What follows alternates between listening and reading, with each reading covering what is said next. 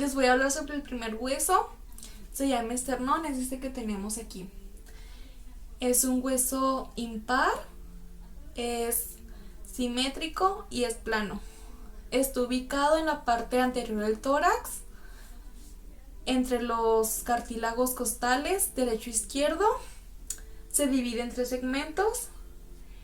El superior, que se llama manubrio, en medio cuerpo, inferior, apófisis sifoides, mide de 15 a 20 centímetros de longitud en adultos y este nos sirve para cuidar nuestros pulmones y nuestro corazón. Ahora les voy a hablar sobre la clavícula, que es esta que tenemos aquí. Es un hueso largo, par, tiene forma de S itálica alargada. Lo ubicamos en la parte anterior superior del tórax. Junto con la escápula forman la cintura escapular. Se puede palpar por toda su longitud. La clavícula va desde el esternón hasta el acromion del omóplato. Ahora les voy a hablar sobre el omóplato. Este hueso es un hueso plano. Está ubicado en la parte posterior, superior y lateral del tórax. Tiene dos caras, tres bordes y tres ángulos. En la cara anterior está el subescapular, donde se inserta el músculo subescapular. En la cara posterior se divide en dos depresiones por la espina, que es la fosa supraespinosa, donde se inserta el músculo supraespinoso, y en la fosa infraespinosa se insertan tres músculos, que es redondo mayor y menor, y el músculo infraespinoso. Ahora les voy a hablar sobre el hueso húmero, que es este que tenemos aquí. Es el hueso más largo de las extremidades superiores, forma parte del esqueleto apendicular y superior y forma parte del brazo.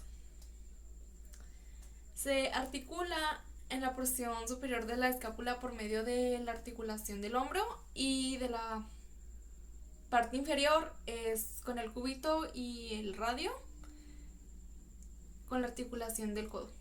Ahora les voy a hablar sobre el radio, es este hueso que tenemos aquí. Es un hueso largo, par y es asimétrico. Se encuentra por fuera del cúbito, en la parte externa del antebrazo, que es esta.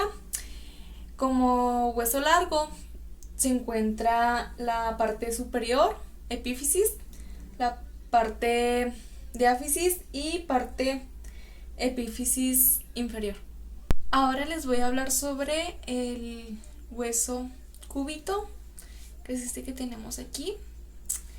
Este hueso es largo y, como les comentaba anteriormente en el hueso del radio, tiene una epífisis superior, una diáfisis y una epífisis inferior.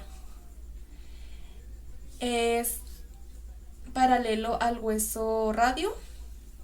En las articulaciones, superiormente se articula con el húmero y con el radio, y inferiormente no se articula con ningún hueso del carpo. Tiene forma de triángulo alargado.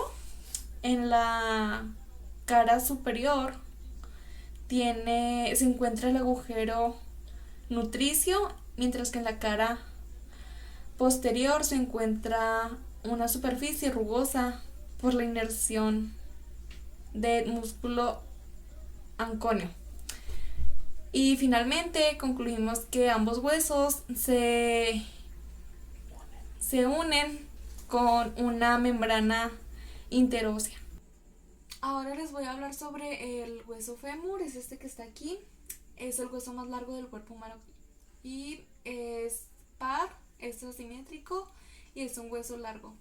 Lo ubicamos en el segundo segmento del miembro inferior, detrás de los cuádriceps. Se observa una ligera torsión del eje del cuello femoral, ya que este no se encuentra en el mismo plano que el eje transversal en los cóndilos. Ahora les voy a hablar sobre la tibia, es este hueso que tenemos aquí. Es un hueso interno de la pierna y es un hueso largo. El extremo superior es voluminoso y presenta eminencias óseas para articularse con los cóndilos femorales. El extremo inferior es aplanado y forma parte del malleolo interno o preeminencia interna del tobillo.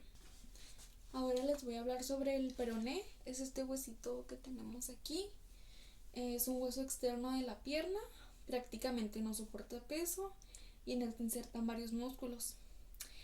En el extremo superior en la cabeza del peroné se articula con la tibia lateral y en el extremo inferior es aplanado y forma parte del malleolo externo o prominencia externa del tobillo. Ahora les voy a hablar sobre la rótula, que es este hueso que tenemos aquí. Es un hueso plano y redondeado situado por delante de la extremidad inferior del fémur. Es el más grande de los huesos sesamoideos. Estos son huesos pequeños que están incluidos en los tendones. Esto es para incrementar la función de la palanca de los músculos. Está incluida en el tendón rotuliano del músculo cuádriceps.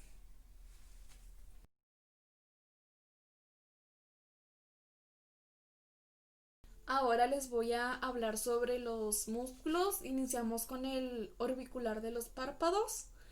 Este se divide en dos fibras. Tenemos las fibras palpebrales, que son estas que tenemos aquí. Estas se originan cerca de las pestañas en el ligamento palpebral. Luego se insertan en el hueso malar, en el saco y en la cresta lagrimal.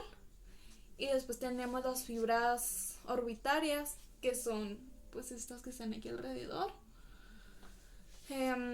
Estas se originan igual que como les mencionaba, en las fibras palpebrales. Se inserta en el borde de la órbita del hueso frontal y en la piel del ojo. La función de estas es llevar los párpados en la misma dirección, es decir, el cierre del ojo. Ahora les voy a hablar sobre el transverso de la nariz. Es este músculo que tenemos aquí. Es adosado sobre el dorso de la nariz. El origen es dorso de la nariz, se dirige hacia abajo. En la inserción es surco nasogeniano del ala de la nariz. Y la función es dilatar las aperturas nasales. Les voy a hablar sobre el orbicular de los labios, es este que tenemos aquí alrededor. El origen de este es la mandíbula y el maxilar. Se inserta alrededor de la boca y la función de este es cerrar los labios. Ahora les voy a hablar sobre el triangular del esternón, es este músculo que tenemos aquí. El origen es la cara posterior del esternón. Se inserta mediante 4 o 5 digitaciones en la cara interna del segundo o sexto cartílago costal. Y la función de estos es mantener los cartílagos costales unidos hacia abajo. Ahora les voy a hablar sobre el músculo subclavio. Es este que tenemos aquí. Su origen es el primer cartílago costal, se inserta en la cara inferior de la clavícula. La función de esta es estabilizar la articulación esternoclavicular contra la tracción. Ahora les voy a hablar sobre el pronador redondo. El origen de este está en la cara anterior de la epitroclea y la apófisis coronoides del cúbito. Este se inserta en la cara anteroexterna del tercio superior y medio en el radio. La función de este es la pronación del radio sobre el cúbito, que es este músculo. El siguiente músculo es el pronador cuadrado, este que tenemos aquí. El origen de este está en la cara anterior del cuarto inferior del cúbito. Se inserta en la cara anteroexterna del cuarto inferior del radio. La función de este es pronador principal del antebrazo, independiente del ángulo de la articulación del codo.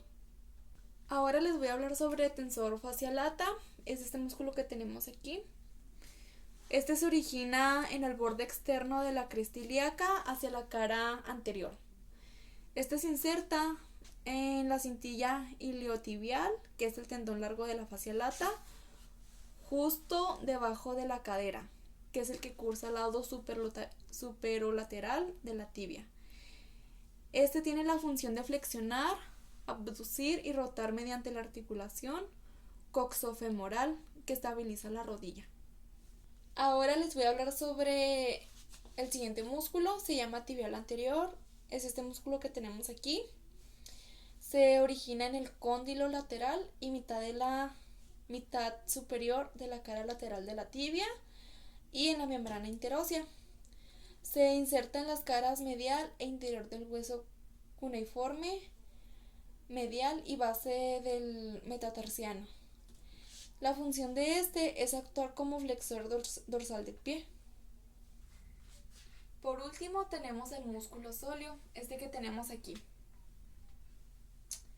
Este se origina debajo de la línea oblicua posterior de la tibia, cabeza del peroné y tercio proximal posterior del peroné. Este se inserta en la cara profunda del tendón del músculo tríceps sural y la función de este es el extensor del tobillo.